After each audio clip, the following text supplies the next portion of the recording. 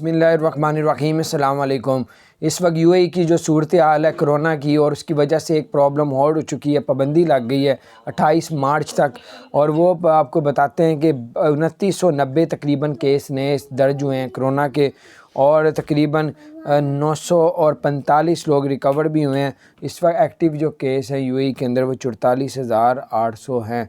और आपको बताते चले कि इस वक्त इतिहाद एयरलाइन ने अबू धाबी से जो इस मदीना की जो फ़्लाइट्स थी वो बंद कर दी हैं। वो जो उम्रे के लिए थी वो अब 28 मार्च तक नहीं चलेंगी। 28 मार्च तक पाबंदी लग गई है, और ये कोरोना की वजह से है। ये किस सूरत हाल की वजह, जैसी कोई अपडेट्स आएगी आपके साथ शेयर करेंगे। और अबू धाबी में एक हादसा हुआ है गैस फैक्ट्री में, जहाँ पे 2 इंडियन और 1 पाकिस्तानी की डेथ हो चुकी है, 30 लोग ज़ख्मी हो चुके हैं। और जो कुछ अपडेट्स नहीं आएंगी तो आपके साथ शेयर करेंगे। अपना ख्याल रखें। चैनल को सब्सक्राइब नहीं किया, जो सब्सक्राइब कर